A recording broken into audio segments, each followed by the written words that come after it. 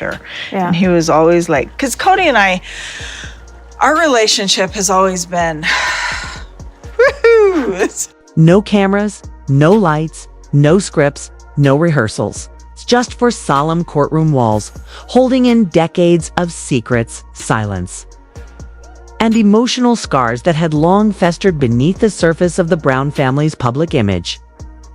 On that heavy, silent afternoon, Meri Brown stood not as a TV personality or Cody's dutiful first wife, but as a woman fractured, forgotten, and finally rising.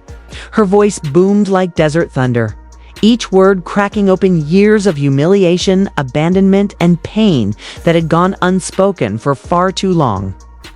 The judge had barred the public, dismissed the TLC cameras, and ordered privacy not to protect celebrity, but to preserve dignity. This was not reality TV. This was real life, the kind no episode could fully capture. Only a handful of family members were permitted to witness what would unfold. Christine and Janelle sat side by side on one bench, their arms crossed in solidarity, their faces wet with tears. They had once smiled in family portraits next to Meri, but today they watched her unveil the betrayal that ran deeper than sisterhood. In a far corner sat Robyn, face hidden behind large designer sunglasses, her makeup perfect, but her expression unreadable. And near the door stood Gwen, once a child who idolized her father, now a young woman confronting his failures. Cody sat at the defense table, arms folded, jaw clenched, eyes betraying the stoicism his face struggled to maintain. This was never supposed to happen. Meri was never supposed to speak. She always stayed quiet.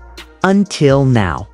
Meri stood alone, her voice steady, every sentence landing like a gavel on cold tile. She spoke not to destroy, but to be heard for the first time in decades, perhaps. She spoke of the emotional erosion that crept into her marriage like rot. The silence, the rejection, the public humiliation of the catfish scandal that she bore alone while Cody grew more absent. She described being replaced not just in spirit, but in Cody's heart, mind, and home. She spoke of holidays spent alone, of birthdays missed, of an empty bed, and an even emptier bond. "I wasn't just abandoned," she said. "I was erased."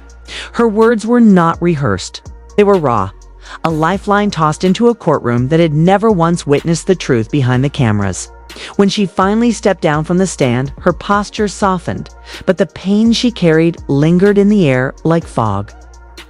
The judge nodded and turned to Cody. "Mr. Brown, do you have any witnesses to call on your behalf?" Silence. Cody didn't flinch, but the courtroom read his hesitation. The man who once led a family of 4 wives and 18 children had no one to speak for him now, because those he once referred to as his people had found their own voices and they were no longer on his side. Christine stood without prompting. "I wasn't supposed to speak," she told the judge. He nodded, allowing it. Her voice trembled, but her eyes were clear. "I left Cody too, but not to dismantle this family. I left because it was already broken." Meri hung on longer than any of us. She bore more silence than anyone should have, too. And when she reached out for love, she was met with absence. Cody scoffed, loud and defensive, but Christine didn't blink. She spent holidays alone while Robyn had the husband. She took the scandals, the shame, the blame, and still, she stayed. She didn't deserve that. Next, Janelle stood. She had rarely raised her voice during the show's long run, but now her words rang out with quiet fury. "I used to believe Cody loved us all equally," she said. "But over the years, I watched him emotionally starve Meri. And when she hurt, he called her a victim. But she wasn't playing a role. She was surviving. And seeing her stand here today, this is the bravest thing I've ever seen." The judge, long experienced in domestic court, seemed visibly affected by the unspoken alliance unfolding before him. The wives, long positioned as competitors, now joined in unflinching truth. And then came the voice no one expected. "I speak," it was Gwen. The courtroom turned as one. Cody visibly stiffened. The judge leaned in. "Miss Gwen Brown, you do not have to testify." "I want to," Gwen replied. She walked to the stand with the cautious courage of someone carrying generational pain. After being sworn in, she sat and faced her father. "I'm not here because I hate you," she began. "I'm here because I need to speak the truth that's been whispered in hallways and bedrooms for years." She turned to Meri.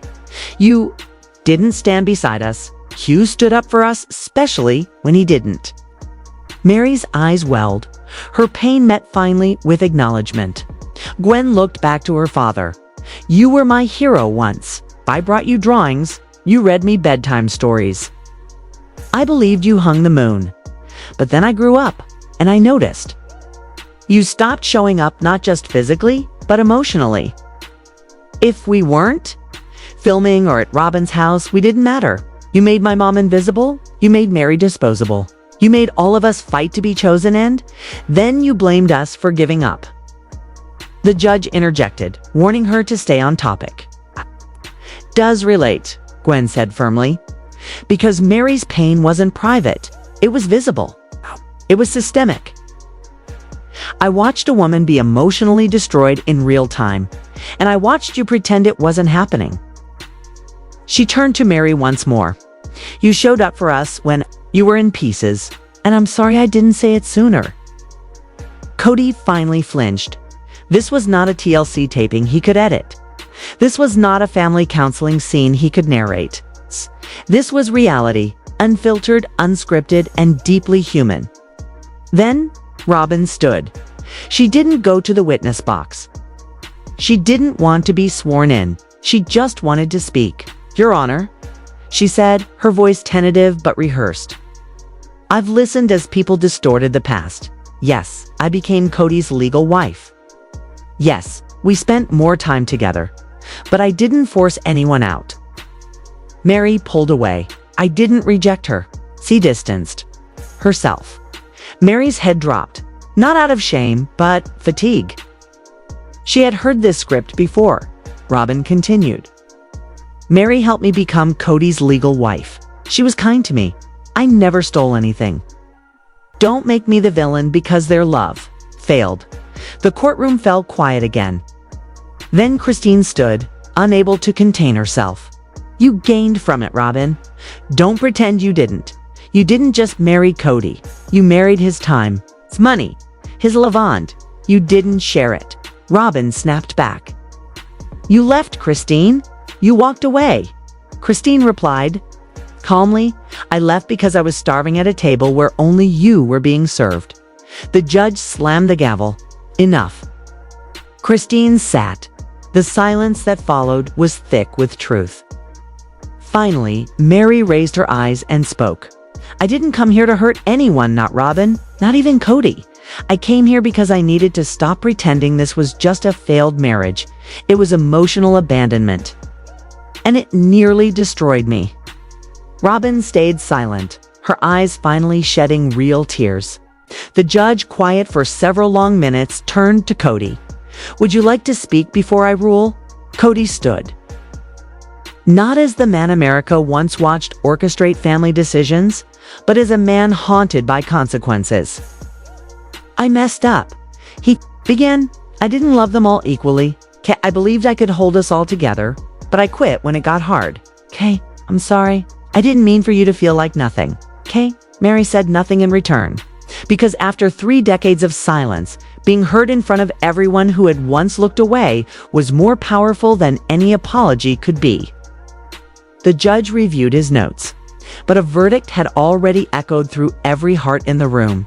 Meri had reclaimed her voice, her truth, and her power in full view of the man who tried to erase it. On the fact that you don't ever want to be married to me. Oh, and you're also saying things like you never loved me. The room was still when the judge returned from recess, eyes lowered to his notes, voice even but unyielding.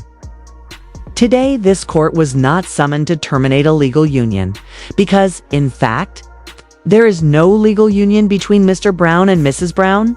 Instead, Today's hearing has revolved around a deeply complicated issue, one not of contracts or statutes, but of prolonged emotional neglect, intentional estrangement, and enduring psychological harm born from the unraveling of a spiritual marriage. He looked up then directly at Meri Brown, who sat in dignified silence, her hands trembling just slightly in her lap, her chest rising and falling with slow, deliberate breaths. "Mrs. Brown," he continued, "while our legal system often struggles to properly address spiritual bonds and emotional relationships that exist outside the scope of traditional marriage, your courage in bringing this case forward is not only commendable, it is historic. What you endured may not be physical, but it is no less real. You entered into a union where you were promised love, loyalty, and companionship. Instead, what you received was silence, erasure, and slow abandonment from the very family you helped create." Across the room, Christine's hand reached across the bench and gripped Meri's gently, her own face streaked with tears. Janelle leaned in too, her usual stoicism fractured by the emotional gravity of the moment. The judge turned his attention toward Cody now, whose face remained unreadable, but whose posture was no longer defiant, just drained. "Mr. Brown," the judge said plainly, "you may believe that your shifting feelings, your redirection of love and attention, and your gradual distancing were within your rights. But what this court has had to examine is not merely your choices, but the context and consequences of how those choices were executed. Your pattern of emotional favoritism, public disassociation from Mrs. Brown, and redirection of family resources into the custody of one wife alone has caused immense psychological harm, disillusionment, and a profound spiritual injury." Cody nodded once, a flicker of acknowledgement crossing his face, but no words emerged. His jaw clenched, but his gaze remained distant.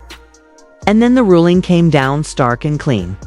This court officially finds in favor of Mrs. Meri Brown for emotional damages, symbolic reparations, and formal acknowledgement of spiritual and psychological abuse.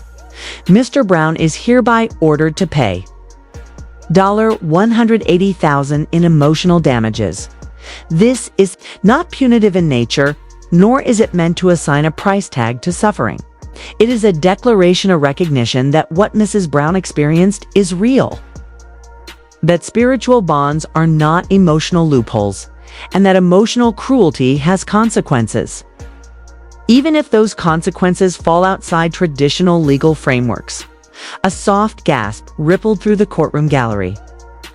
Meri's breath caught as she exhaled finally, deeply, painfully, because the money was never the point. The number didn't matter.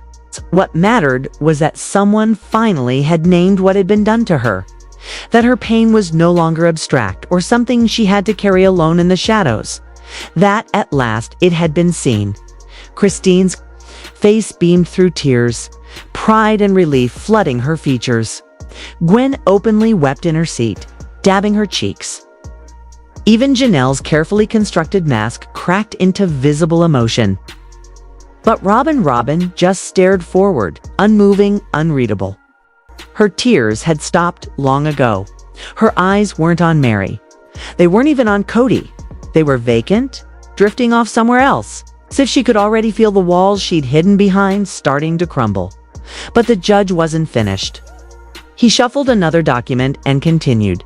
"Now, as for the secondary issue raised in this filing concerning the alleged misappropriation of family funds and financial assets, this court is ordering an independent audit of all shared family accounts, including, but not limited to, those funneled into private accounts bearing the name of Mrs. Robyn Brown." Robyn's gaze snapped up like a blade, sharp and instantaneous. Her lips parted as if to object, but no sound came. The judge's tone grew firmer. "If this audit reveals financial redirection, concealment, or improper allocation of funds that were not discussed or agreed upon by all members of the household, this court reserves the right to open a formal investigation into potential fraud and financial misconduct." That was the moment the courtroom seemed to shift. Up until now, The harm had been spiritual, emotional, deep. Yes, but intangible. But now the harm had weight. Now it had legal teeth. Robyn's perfectly constructed composure faltered ever so slightly. Cody sat up straighter, more alert. Suddenly aware that his actions, once protected by emotional ambiguity, were now under legal scrutiny. The courtroom fell silent as the judge completed the paperwork, slammed the gavel, and exited. But no, one moved. The silence that followed was thicker than any yelling, heavier than the verdict itself. And then Meri stood. She rose slowly, deliberately, and turned to face the people in the room. The women who had once shared her life. The daughter who had given her voice. The man who had once called her wife. "I didn't win today," she said, her voice firm now, no longer trembling. Because this wasn't a contest. This was survival. And I stopped letting my silence protect someone else's comfort. Cody stood as well, his face a picture of realization. Not anger, not outrage, but loss.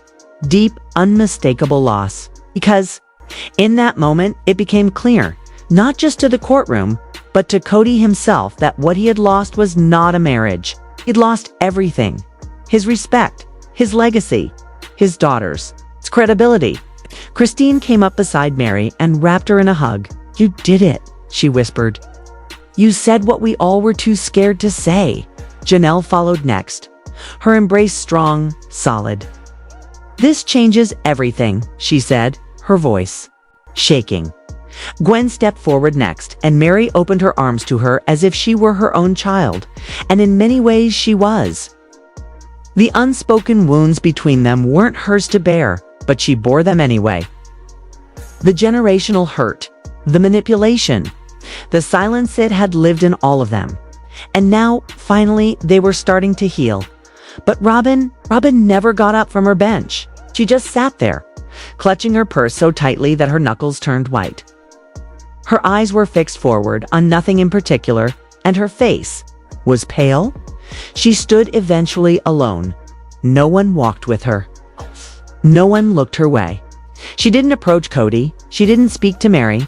She just turned and walked out of the courtroom, her heels clicking against the floor like the final punctuation mark of a collapsing empire. It was the sound of an era ending, not with fireworks, but with retreat. And Cody, he stood there frozen, looking not at Robyn, but at Meri, really looking at her for the first time in years. And it hit him how much he had ignored, how much he had missed. But it was too late. Far, far too late. Because the courtroom doors were closing. The battle was over. And Meri had already started walking away. 2 weeks later, Meri stood alone, atop a windblown mountainside in southern Utah. No cameras, no producers, no stage scenes, just her and the horizon. The wind moved through her hair like a whisper of something ancient and freeing. This land, once shared in faith and family, now felt like hers. Not because she had won something legal, but because she had reclaimed something far deeper. She had reclaimed herself. She wasn't recovering, she was rising. The silence that had once trapped her was gone. The shame she carried for years wasn't hers to hold anymore. She looked out into the distance, the sun warming her skin, the earth steady beneath her feet. There was no applause, no soundtrack, no monologue, just peace. For the first time in decades, peace. She whispered softly too, "No one but the wind, I'm still here." And this time, the world was finally listening. Oftener. We're still gonna be here like this, together, right? Like where we both... The contracts were ending, but Meri Brown no longer cared about the lights, the network, or the applause. What she wanted wasn't fame, was freedom. In interviews that followed the courtroom ruling, her voice was calm, her words deliberate. This was never about revenge, she said, was always about respect. I gave 30 years of my life to a man who forgot how to love me, but I never forgot how to love myself. In the aftermath of that historic verdict, Meri didn't. Retreats she rebuilt. Her next chapter came not in a mansion or a studio set, but on her own terms, when she launched a healing retreat for women escaping religious trauma and emotional abandonment. Within weeks, letters from across the country arrived.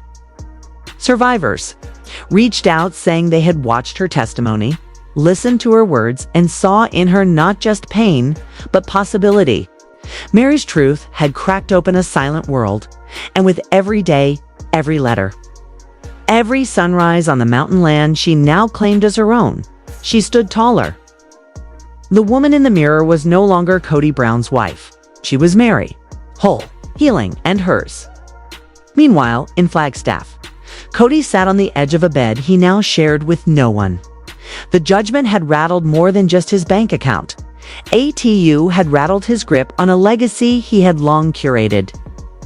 The backlash came fast. Fans who once defended him grew silent. Some turned into critics. His older children stopped returning his messages. Even those who once gave him the benefit of the doubt were now asking uncomfortable questions. "I never wanted to hurt anyone," he said on a podcast, his tone weary, disconnected.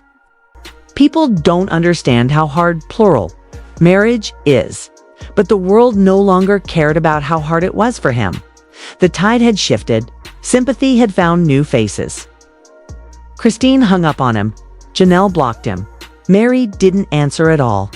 Gwen, she uploaded a quiet, haunting video. "Sometimes the person you pray to," she said, her voice low, "is the one who hurts you the most." And with that, Kody Brown came to understand what no judge, no legal document, no court of public opinion could teach him. You can lose love. You can lose family, but when you lose respect, there is nothing left to rebuild. He wasn't a patriarch. Anymore, he was just a man with a dying name and no one left willing to protect it. And as for Robyn, she had always believed she would be the one still standing. The true wife. The chosen one. The last woman left at Cody's side.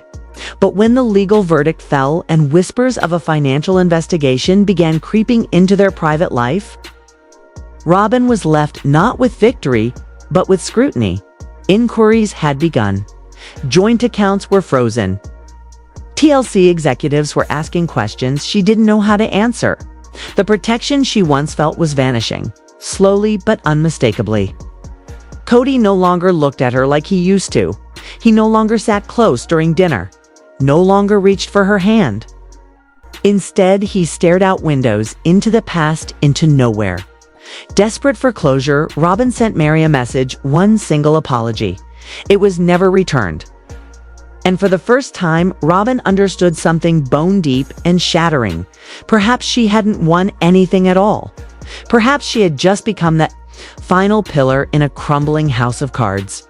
But it was Gwen who emerged as the true legacy. Her testimony, vulnerable, unfiltered, powerful, resonated far beyond the courtroom. Within days, her words had gone viral, igniting a movement she never imagined. Young women from polygamist families, religious communities, and emotionally silenced homes began writing her, thanking her for standing up to the myth of the perfect patriarch. Gwen launched a podcast called Unseen Daughters, dedicated to voices like hers, voices that had been silenced, doubted, and minimized for too long. Her very first guest, Meri Brown, and together they cried, they laughed, they peeled away years of shame and shared their truth. "You don't have to stay in pain to prove you're loyal," Gwen said in her premiere episode. "You're allowed to walk away. You're allowed to choose yourself. You're allowed to heal." And women listened. Women believed. Women began to speak. And in that brave echo chamber, new stories were born. But Meri's wasn't over. Months after the verdict, long after the lights had dimmed and the network's silence had set in, she walked alone through her hallway. There on the wall was a photo, an old one, a family portrait from the early years, with all the wives, all the children, everyone smiling. She didn't take it down. She didn't rip it or set it aflame. Instead, she adjusted the frame gently, wiping away the dust. That photo wasn't a reminder of what she lost. It was proof of what she overcame. that she once loved fully, even when she received so little in return. That she gave everything she had to build something sacred, even if it broke her in the process. In a final YouTube video recorded at dusk, no makeup, no filters, just the sun fading behind her shoulder, Meri spoke to the camera like she was speaking to a friend. "I loved once," she said, her voice steady. "I gave everything I had. And when that love went cold, I discovered something warmer myself." She smiled, not with bitterness, but with the quiet relief of a woman no longer pretending. To every woman watching this who feels invisible, unwanted, or forgotten, we are not alone, or not unloved. You're not unloved. She gazed into the lens, eyes unblinking. And if I can find my voice again, so can you. For more stories that reveal what really happens beyond the cameras, subscribe to Starspill. USA Truth lives here.